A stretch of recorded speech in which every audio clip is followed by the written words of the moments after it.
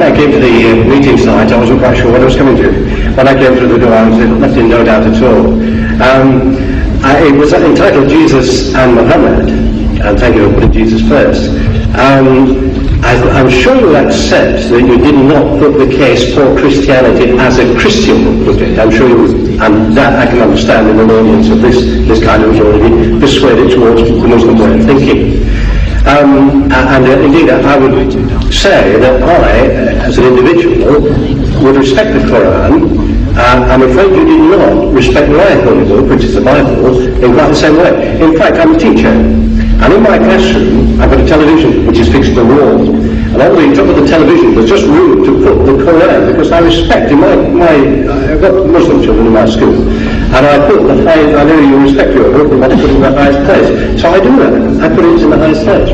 Now, what I'm saying to you is this: you've not really given, in my opinion anyway, the Christian loving and forgiving, these are the two essential things, although you denigrate forgiveness for some reason, as highly as I would.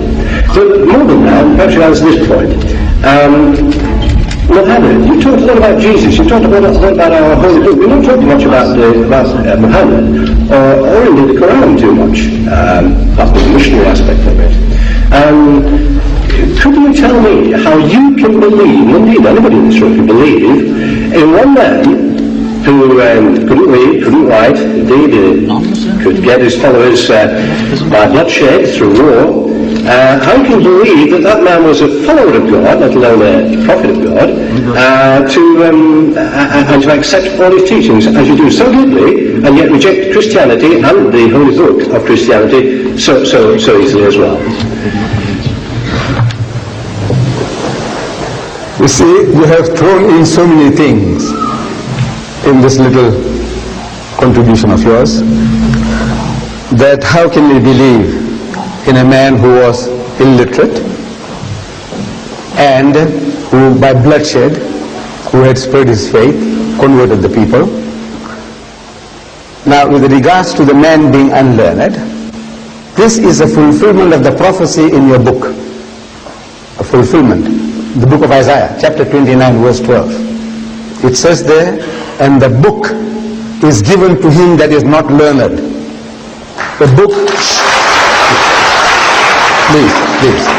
The book is given to him that is not learned, saying read. And he says, I am not learned. Now, if you look for in the religious history of man, in the Bible, you will never find an occasion where any prophet of God, when given the message of God, he says, I am not learned.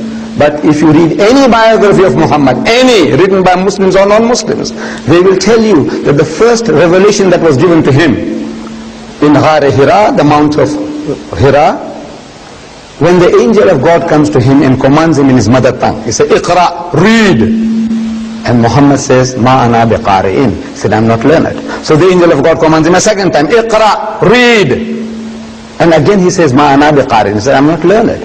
For the third time the angel of God embraces him hard and he says, Iqra bismi rabbika alladhi khalaq. Now he grasped the message. But what he was required to do was to repeat. Because this Arabic word Iqra means to read, to recite, to rehearse, to repeat. And he repeats the words as they were given to him. Iqra bismi rabbika alladhi khalaq. Read in the name of thy Lord and Cherisher who created. Khalaq al-insana min alaq. So he who created man from a mere clot of congealed blood.